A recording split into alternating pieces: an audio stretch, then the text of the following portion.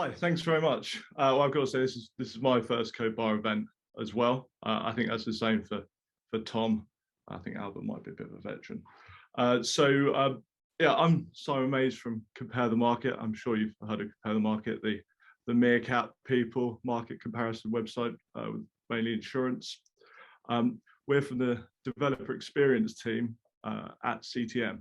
So our main goal is to speed up how developers work. So working in a big, large, regulated business, you'll find that the business, the compliance, the legal, the risk guys want to put loads of controls around what we do. And that just really slows us down with the policies, procedures, and processes.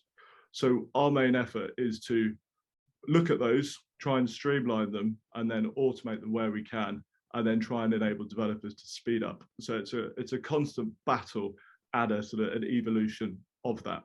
And that's really exciting. Like it's very dynamic, very changing. We're lucky to work with some sort of like really cutting edge technologies to try and enable that. The platform of all those automations that we do for our software development lifecycle and shipping code is based on the continuous integration, continuous delivery platform.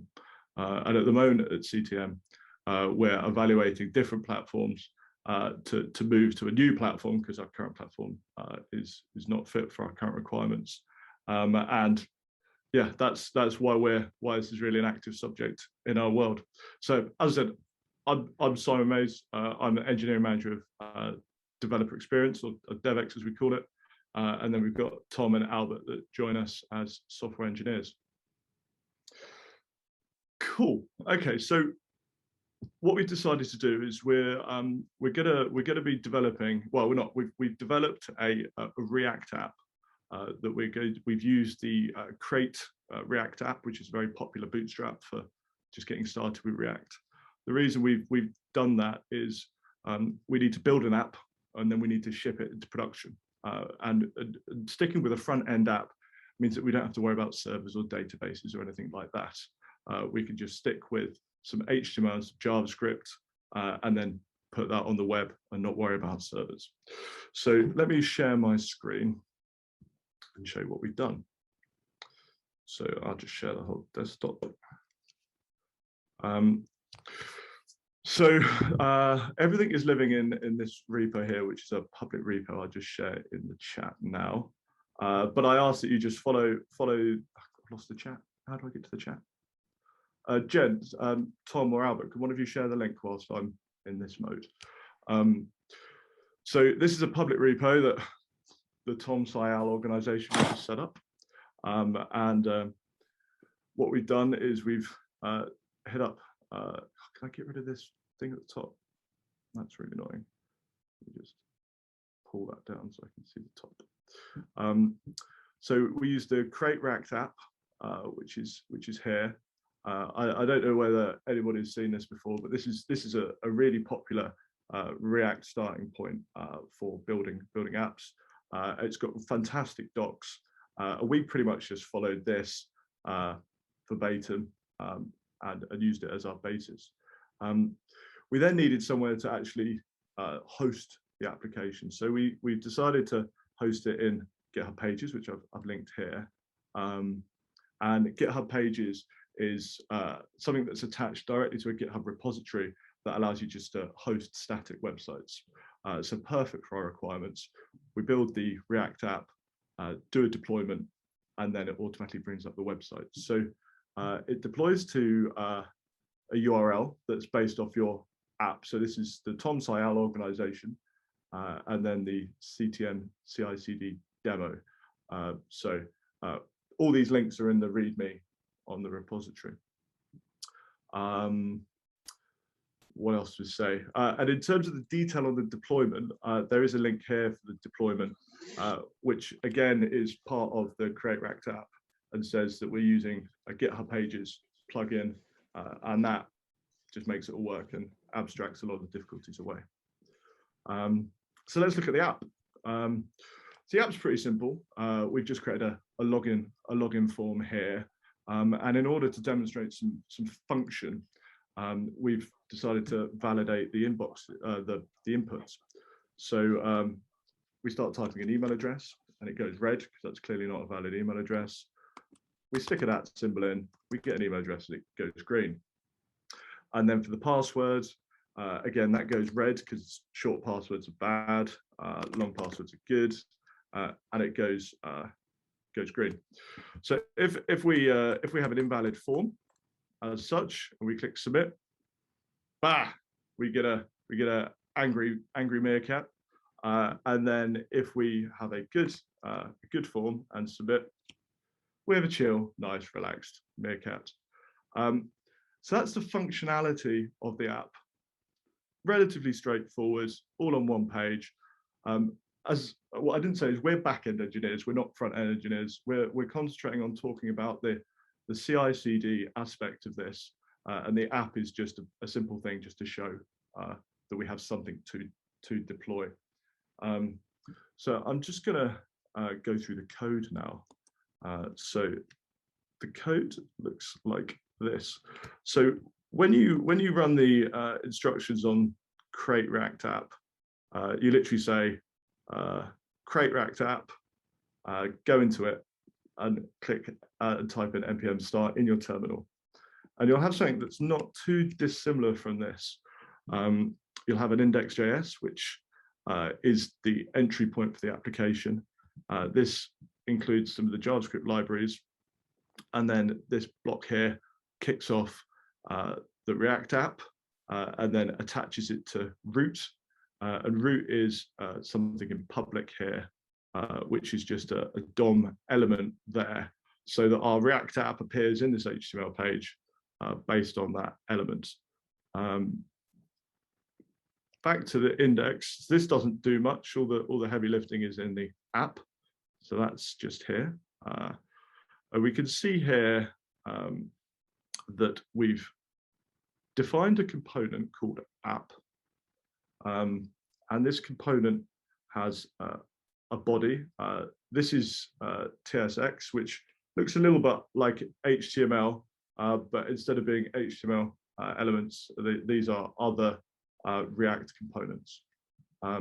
So on the form, we have an email text box and a password box and a submit button. And this is wrapped up in the form. And then those meerkats down at the bottom here, we have a happy meerkat, which is only rendered if the form is valid. And we have the sad meerkat if the form is invalid. The way that works is whenever you type into this text box here, it fires an onChange event. This then calls this function, which is up here. And this goes and gets the value of the text box that's just been updated and sets it to state for the component. So state is an object that's shared with the whole component that allows you just to have some data that's shared within the component. We then have a function that checks whether it's an email address. So this function is called in from Validators. And these are pretty simple. I've got to say, this is not how you would normally validate an email address. We know email addresses are quite complicated, but just to keep it simple, we're just looking for an @ symbol. And similarly with a password, you know how difficult it is to create a password for a new service these days. Probably going to have it more complex than just length. Let's go back to the app. So we check the validation for both fields, and that updates the state. So once the state's been updated, the React component will then try and re-render, because it re-renders every time the state changes. So it will come back down here, and it'll execute this code again. The email address may then go to a Boolean, so true or false, may go valid. If that is the case, is valid will go true. And then this component knows, well, it's pre-programmed to then apply an HTML CSS class onto that component, which makes it go red or green. And that's That's a styling thing that's done by the class. We have the opposite of that happening if it's invalid. Again, that happens in real time. Whenever you type a character, the state is updated, then propagates back down to the app. It re-renders and changes to class. And then finally, when you click submitted, we set the state to submitted, and that's why the meerkats only appear after you click the button. If the form is valid, we set the state to is valid. If it's invalid, we don't. And then this construct here is behaving like an if statement. If submitted is true, so if we click the button, if the form is valid, and if those two things are true, it will then go to evaluate this piece here. And this thing evaluates to true because text evaluates to true in JavaScript, and then it will render as well. So that's just how the app works. This is a reasonable React app. As I said, we're not front-end engineers, so this is not best practice, the best React app in the world. It's just a very simple thing just to illustrate that we've got an app that we're gonna try and ship to production. Okay, so the next thing you do when you build an app is you make a change, add a new feature. So what I'm going to do is I'm going to introduce a bug to the system, and I'm going to do quite a subtle one. Where it's a set state here, I'm going to have a typo and set that to stater. Quite a common thing in programming, very simple, trivial errors that you can't see with the eye. And I'll save that. And then I'll bring up my local version by running npm start. Hopefully this doesn't take too long.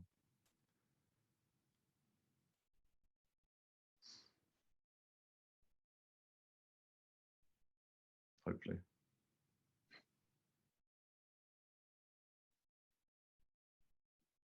And we have the form.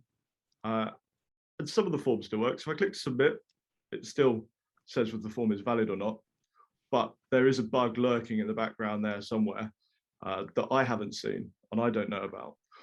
But because I think I've made my changes and I think I've done a good job, I'm going to push this to production. So I would then stop here and I'd come in and type in npm run deploy. The details of that command is on the linked page in the README. If I press enter, this will then basically package it up and publish it up to GitHub Pages, and then it would very quickly appear up here with that change, and I could potentially, well, as it stands, I've now just broken the login page for Compare the Market.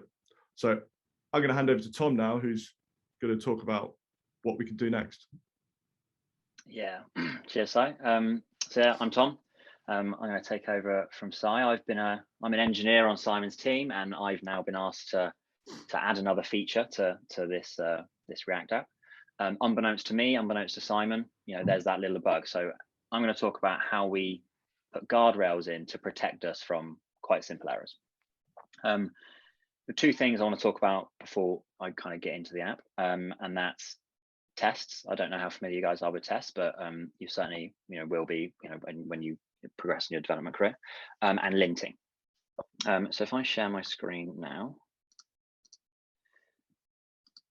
you should hopefully see some code. Yeah, cool. I'm seeing some nods. Excellent. So let's talk about linting first. Linting is something that allows us to check that our syntax is correct and check that our styling is correct.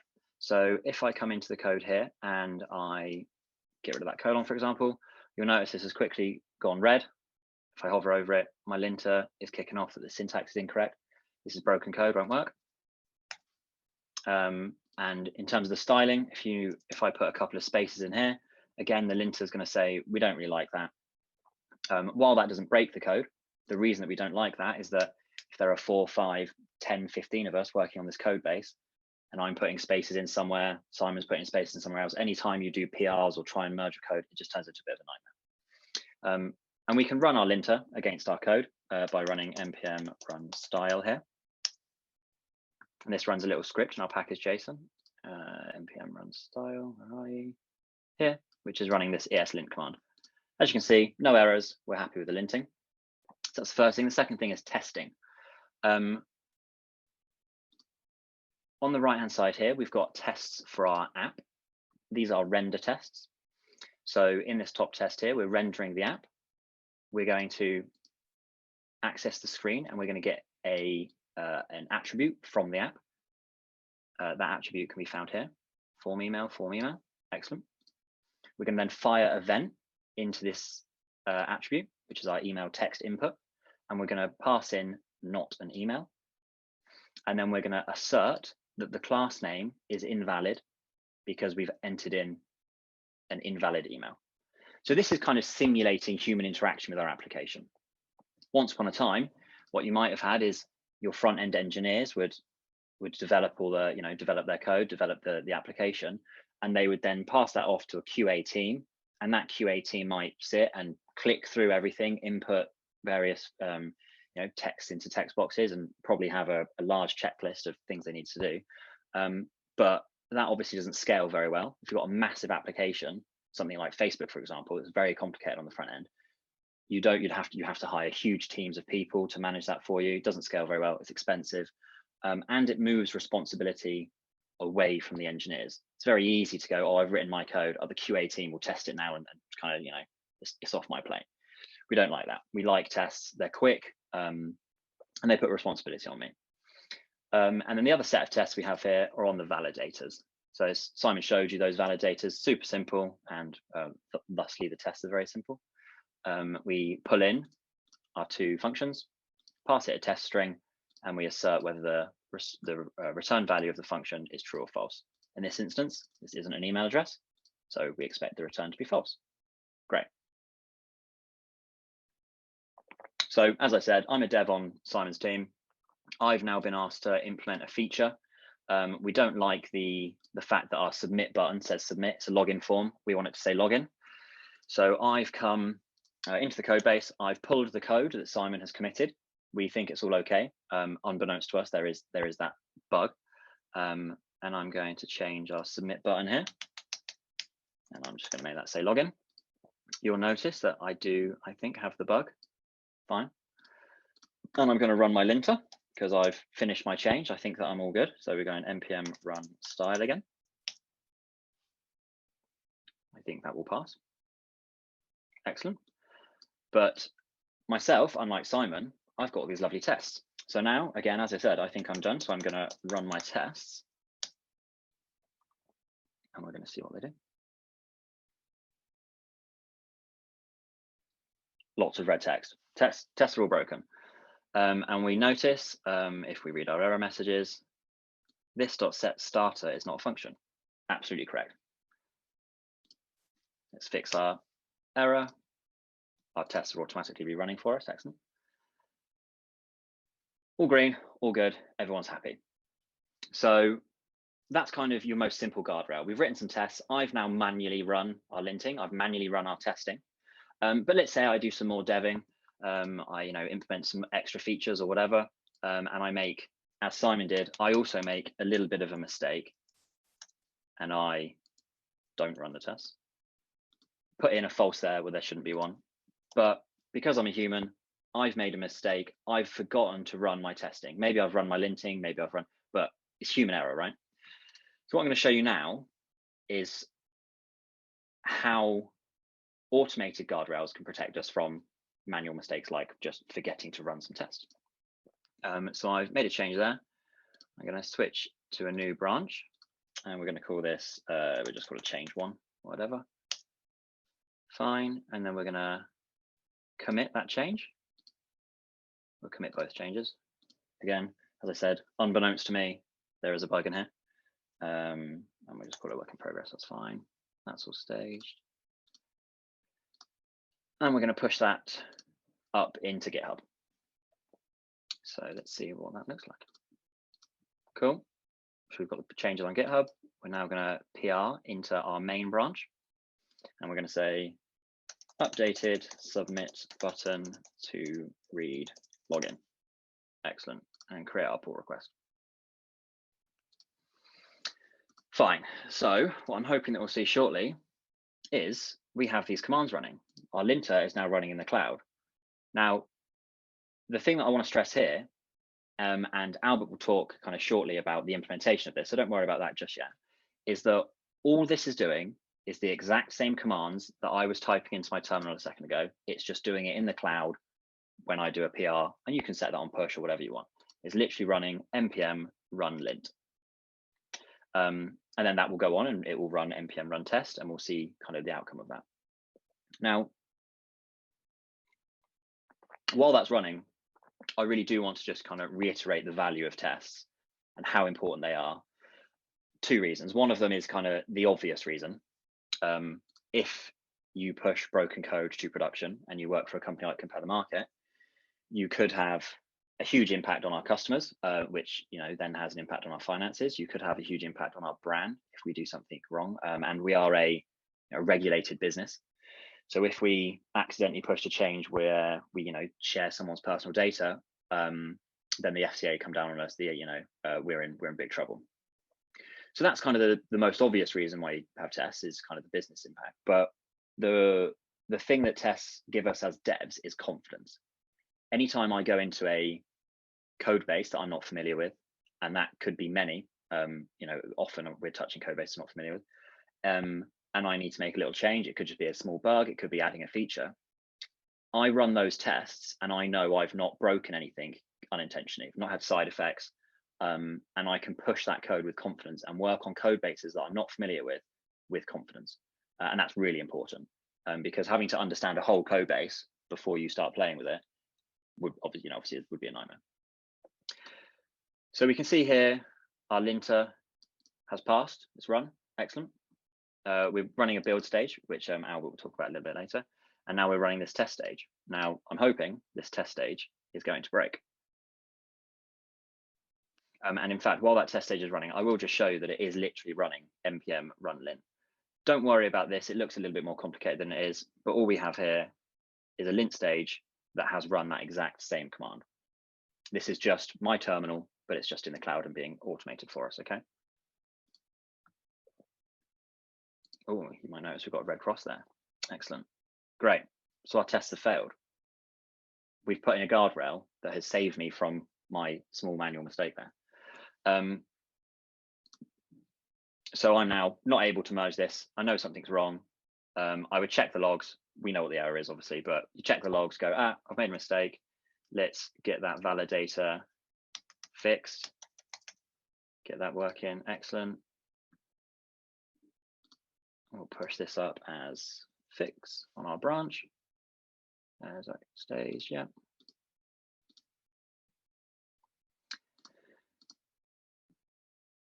Push that back up, great. And what you'll notice is that this commit here has failed with a nice X, and we now have a new commit in here. I'm hoping that this is going to rerun our tests.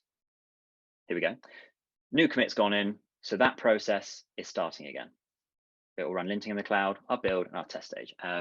We know that this test is going to pass, and Albert will come back to this in a second, but I just wanted to introduce you to that kind of idea of automated. The key thing to remember is everything I have done, we've just done in the cloud, but we've just removed any aspect of manual error, okay? And now I'm going to pass you over to Albert, who's going to talk about the implementation of that and what a pipeline looks like and kind of visualize that a little bit more for you. Cheers. Cool. Hello, everyone. So I'm Albert. I also am an engineer in the DevX team. And I guess my section is I'm going to talk about more about the automated process and how we kind of configure this in our example. Okay, so if I just share my screen quickly, this is desktop 2. Lovely. I believe I'm sharing my screen. Not yet. Wait, share. Oh, crap.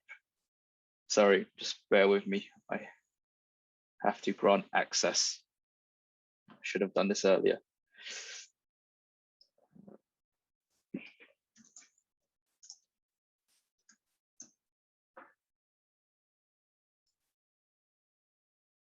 All right. Oh, crap. I'm just going to have to come back in and come back out again. Really sorry about this. Give me 1 second. I should have done this earlier. No worries. Well, there's a couple of questions that have come in the channel, so let's let's take those, right? So the first one I think was about test-driven development, and I think Barney's response is pretty spot on.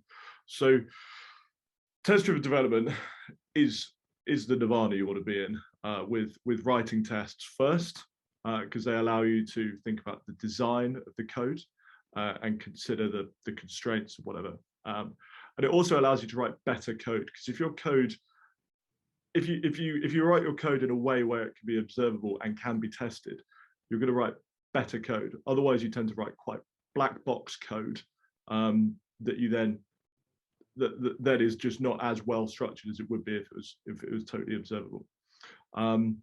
So you sort of aspire to write a test first, but that's quite hard to do, especially when you're working with new technology and you're learning on the job.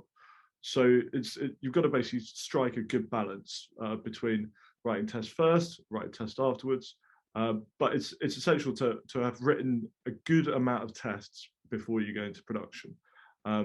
So what we generally do is we're working with quite experimental technology at the moment. So we find that we experiment quite a lot to start with, and then we sort of take a step back, evaluate what's valuable to test, what isn't valuable to test. And then once we've actually got a baseline and also some knowledge of the tech that we're then using, we then try and write the tests side by side with the code. And then there's also, I mean, I was going to talk about this a bit later on, but there's loads of different tests that you can write. Tom highlighted the unit tests, which is where you test specific functions for their singular purpose. And those are quite good. Some people don't do those. Some people tend to only do integration tests, which is where where once you've got multiple units of code and you build them together, they need to talk to each other. So you basically wire them up and then you test that they can talk to each other. And some people only write integration tests for those. And then there's end-to-end tests, which is where you spin up the whole application or the whole module, and you give it an input, and then it runs through the whole application. You get an output. So an example of that would be where you would send an email. So starting from writing an email, allowing the email to do all the validations and making sure that you're sending it to people as such. And then actually checking that you've then sent the email. That then goes off into the email sending system, and then check that email has been received at the other end in the correct format. So you compare your input, which is the email you sent, with the output, which is the received email, and make sure that works end to end. I could go on, but Albert, you back? Yes, I am back, and again, okay. I'm really sorry. Thank you for saving me. No worries. All right, back to the demo. So yeah, I'm going to show you essentially how we configure our workflows. We use a lovely feature given by GitHub called GitHub Actions. Not too sure if you guys are familiar with it, but check the documentation. It's really good, really simple to follow. But what effectively it allows us is that we can automate, create, customize, and execute software development workflows directly from the repository. So as you can see on the screen, this is our lovely repo. And to kind of view the workflows, you go to Actions, just at the top here. And you can see the two workflows we have. So we have a CD workflow and a CI workflow. Now, before I dig deeper, I'm just going to give you 3 keywords to remember. And so one is workflow, and CI is an example of a workflow. If we click through and go to a commit, you can see that there are these kind of 3 items here, and these are jobs. So we have a lints job, a build job, and a test job. And then if we dive deeper in, we have these steps. So just to reiterate, we have 3 keywords: jobs, sorry, workflow, jobs, steps. So remember that. Now, just going back to the level, so Tom kind of reiterated that these are the 3 jobs we have, and these are essentially the 3 commands he was kind of running. We have that lint job, sorry, where if we click through, you could see that the npm run style command is run in this step. We also have the build job, where we build, npm run build, and we have the test, where we have npm run test. Another thing to note here is in this workflow, we have this kind of lovely line on the same level, which essentially means that these jobs don't run in parallel and are dependent on the previous one passing before it actually runs its current state. So if the lint job was to fail, it would completely stop the workflow and not execute the build job. You have to kind of fix this to go on to the next one. And so this workflow that we currently have on the screen is the workflow that Tom just PR'd in. So just for demo purposes, I'm gonna try merge this pull request because we want to effectively deploy into production. We know it's good. We have a green pipeline. That's great. So while I merge this, I'm gonna dive into what the CI code looks like in terms of the configuration we have set up. So for you to establish a workflow in your repo, GitHub expects a .github folder with a workflows subdirectory. So if I click through here, you can see that we have the CD YAML and a CI YAML. I'm going to ignore CD for now. I'm just going to focus on the CI. But this effectively is what our workflow looks like. So you can see this whole thing is a workflow. Then you have a job. You have a lint job here. You have a build job here and the test job here. And then the various steps in between. Now, I'm not going to go into too much detail about this, but just to kind of give a brief overview, what this syntax means is this workflow is triggered by the pull request event, meaning every time someone opens up a pull request, this workflow will trigger. Now, each job requires setup.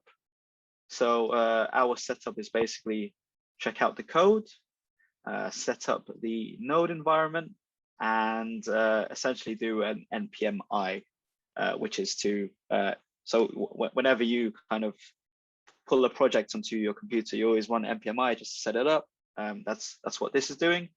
And then you've got this, the final command, which is effectively what Tom was running on each stage. And now that we've kind of defined it in our workflow, we could kind of trust the cloud to automate this process. So effectively, every time we open up a PR, we will be running these commands and it will catch errors if they do pop up. Now, that doesn't mean, again, I just want to really highlight that doesn't mean that you shouldn't really just trust this and not run stuff locally. You should always be running stuff locally because you want to have a quicker feedback response. It always helps when you solve all your problems before creating a PR, and it's always lovely to have green ticks. No one wants red crosses. They're disgusting. But if we go back to our CI workflows, you can see that just for visibility, this is what like a failing kind of workflow looks like, and this is passing.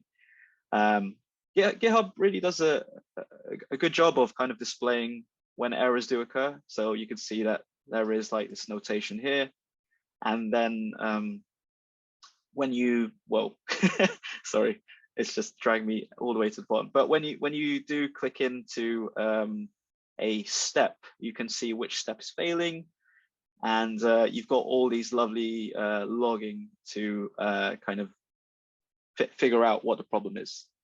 So it's really handy. I'm a huge fan of what GitHub does, and I think they do amazing stuff, and they've really made this user friendly. So that's great. But with this kind of CI workflow, I now probably feel more confident about my build going into production. You know, I'm like, hey, I think I've done good enough to say it, to say like I'm going to release it. So, you know, I'm going to do it. Now, this is where I take you to the CD stage. And I'm going to kind of reverse this by showing you the code first, because it's straightforward again. So again, I go to my GitHub workflows. I go to CD YAML this time. And as you can see, it's fairly similar to our CI YAML, where you have the workflow, you define the job. This job we call is publish stage. And one key difference here is we use a different event trigger. Now, the event trigger I'm using here is the published event. So in order to do this, we would have to create a release, which is what I'm going to show you in a bit. One key thing here to mention is that I have effectively placed a manual step here, just to be really safe before deploying into production. There are some companies who like to release this manual step and have it automated completely, but like that's when you have CI perfection, when you can really have faith in your CI and then just release. Continuous deployment, that's the name. So how do we do this? If I go back to the top level, in order to create a release now, I just click this release section here, and then I'm going to draft a new release. Now, in our app, to create a release, you need to first choose a tag or create a new tag. I am going to create a new tag, and because we're using semantic versioning, I guess we've just done a couple changes. I'm going to create a new tag, and again, GitHub's doing great. They've left some like areas where you could potentially, I don't know, describe, changed, submits. You know, you could really describe the release you're doing. But in this example, I'm just going to publish this release, and then this will then trigger the CD workflow. So if you go here, you can see that a workflow has executed, and it's just going to run the steps that I've defined. Now I want to take you a quick step back. How do I get rid of this? There you go. Let me. One thing I forgot to mention, sorry, in the CD step, without going too much into detail, the way we deploy to GitHub Pages is effectively this command here. And for it to work in your GitHub Actions, you do need to set some variables, but this is all defined in the GitHub Packages NPM module that we kind of showed earlier. So it's simply one command really, and it does all the magic for us. So once this has built, which is a good time filler, it's done. This is our React app. If I just refresh this, yeah, as you could see, wait, hold on, let me triple check that. It can take a couple of minutes to yeah. deploy. Yeah, we might need to give it a bit more time, but I'm just gonna open up this. Yeah, so I guess what I was expecting is this submit button to change to login, but as Simon has mentioned, it probably does take a couple minutes to deploy. GitHub Page is probably doing something in the background, but this is effectively the CD part. And now you've kind of seen the kind of end-to-end of CI and CD. I'm gonna, yep. Refresh. Okay, we got it. Hey, so submit to login, which is brilliant. And we've saved a lot of the company a lot of money, which is great, and no one's going to hunt us down or fire us. We don't work in those stressful conditions, by the way. But as a normal dev, I would try to, like, you know, even though I've deployed it, I'd still want to run kind of QA type testing. So I wouldn't just deploy something and like forget. I'd still kind of try to play around with it. And as you can see, happy meerkat, and that's what we want, which is great. And hey, it's all automated. So I guess even less work for me. Now, I'm now going to pass you actually back to Simon, who's actually going to talk about like some real work examples that we use in CTM. So over to you, man. Okay, cool. Thanks for that, Albert. I noticed we're quite constrained on time at the moment, so I'm just going to summarize where we're at the moment, right? So I kicked off by shooting from the hip and you know, making changes, not testing them, and deploying them, and that posed a lot of risk. I obviously breaking the login form on such a high-profile website could have catastrophic effects on customers in the business. So what we then looked at was writing some tests to ensure that I would at least know whether I've created a bug or not. Tom showed that. And then, as we're humans, even though we have tests, we might not run them. So the key thing to take away from CI is it forces processes around that. It takes the risk away from the human forgetting different things, and it puts a huge sort of safety net and guardrails around like developing software at scale. But this genuinely has use for everybody. When you're working on your own applications, you know, even as a one-person dev, you know, you don't want to create those bugs. And when you've got a large application, quite often you'll create a new feature and then you'll break something you worked on 6 months ago, and then you didn't detect that. So by having a good test suite, it will pick up those regression tests and ensure that you don't take a step backwards on code that you didn't mean to touch. We then showed the different types of tests, and to be fair, we could do a whole demonstration, a whole day seminar on different types of tests and their strategies and what value they bring. But obviously, we're trying to stick with the workflow end of the spectrum. We then got that shipped into the repository. So we're then at a state where we've got a repository with good code in it that we're confident and happy with. And then Albert showed how we could possibly automate deploying that to production. That could be done as in some really sort of like advanced companies where your CI/CD process is really slick, and also your legal and everyone that's trying to slow you down is on board with automating stuff and accepting the risk that no human has approved something to go to production. You could automate it all the way through, but in certain industries, you still got to have that manual step in. I've seen there's some questions in there about having the manual step in different places. I totally agree.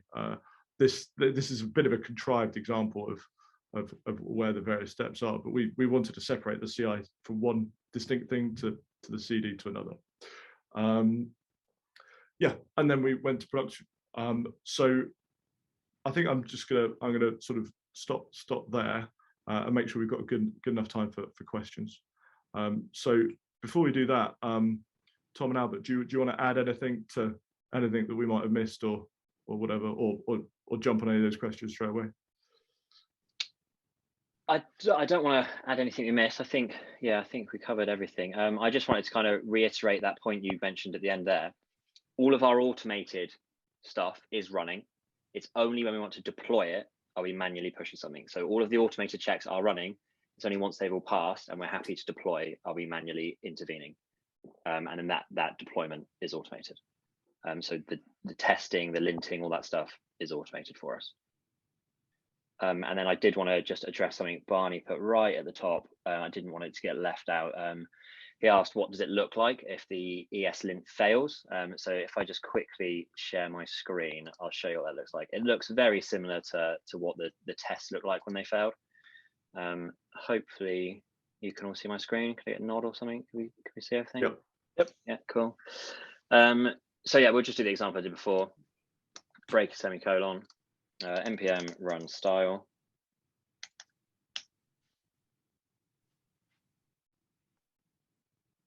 There we go. Linter is kicked off. And it would kick off as well if we did similarly with a spacing here. npm run style. There you go. Nice, simple, nice and easy. Very similar to the testing.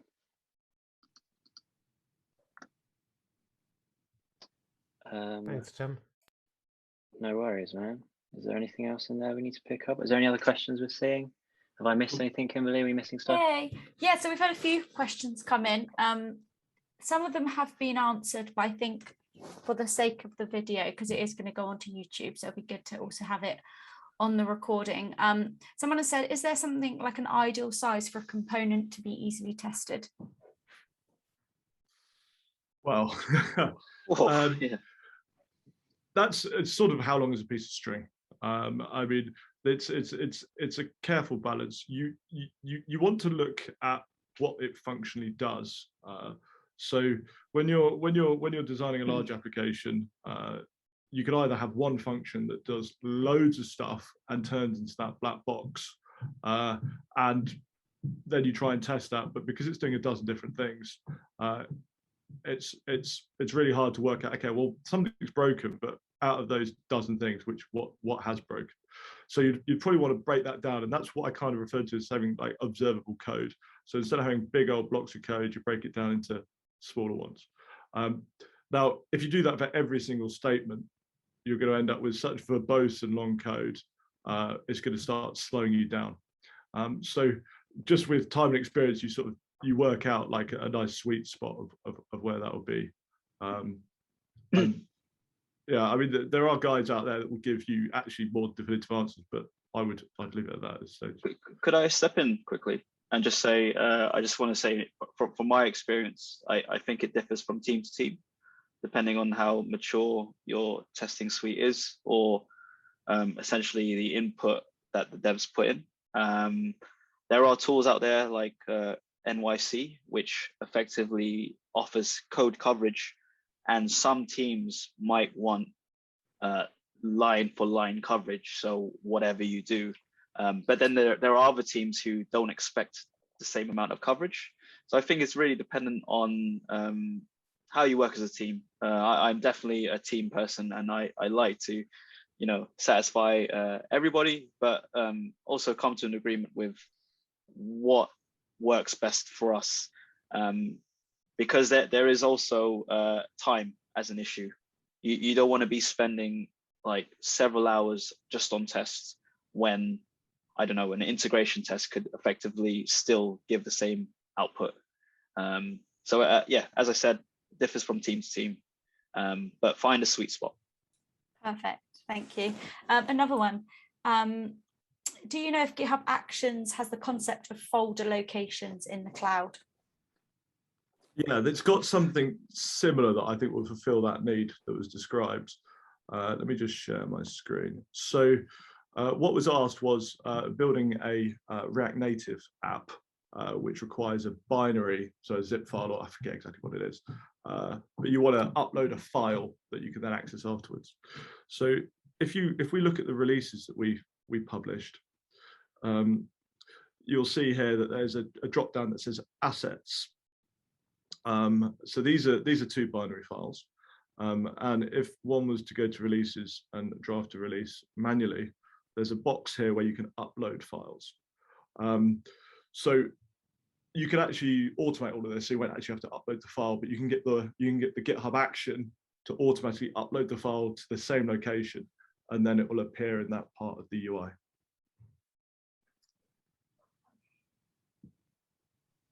Perfect. Thank you so much. I think there are like 2 more questions, so we will overrun just a tad. Is that okay with our speakers? That's fine. Yeah. Perfect. Yeah, sure. Okay. Someone said, do you think you'd want to change the app programming language from JavaScript to TypeScript to catch the stater instead of state bug? Indeed. Yeah, 100%. Can we just say we love TypeScript? Yeah. I'm going to say the first version of the app was in TypeScript. And for that, and we may have a lot of people here who potentially don't know what TypeScript is. So can someone just in 1 sentence describe what TypeScript is for us? Okay, so I mean, let's start with JavaScript. JavaScript is quite an old language that renders in the browser, and because of its history, it's very loosely typed, and you can write quite bad code in JavaScript because it's loosely typed. It's got the way it does. What's the word? The way it evaluates true and false and things like that is very loose. So in order to make the code stricter, you can introduce types. So types enable you to say, right, well, this is definitely going to be a string, this is definitely going to be a Boolean or a number. And by introducing that, it allows you to pick up if you, for instance, you sent a variable, you sent a parameter into a function that it was expecting a number, and you put in a string. JavaScript would probably be like, yeah, that's cool. I just converted to a number for you on the fly. But TypeScript would say, no, this function requires a number, and it would throw a syntax error at a much earlier state. So it will give you that faster feedback loop, and it enables you to code more robust code. Perfect. Thank you. Great description of it. And the final one is CI for continuous integration. Is this for integrating your branch into another branch, in this case, into your main branch? Yes, yeah. So when you do a new, that's the broader term of it. So when you're developing a new feature, it's the concept of developing a new feature back into the existing application. So in the terms of this trunk-based development, as Bio said, that's what we've been doing. Perfect. Thank you so much. I think that's all the questions that got asked. I think I know a few got answered throughout the session, but I think that's all of them. So really sorry if I missed any. But yeah, huge thank you, Simon, Tom, and Albert from Compare the Market for this session. Lots of people saying that it's been really useful, and huge thank you everyone from Compare the Market as well for helping us put this event together. And yeah, thank you so much everyone, and enjoy the rest of your day.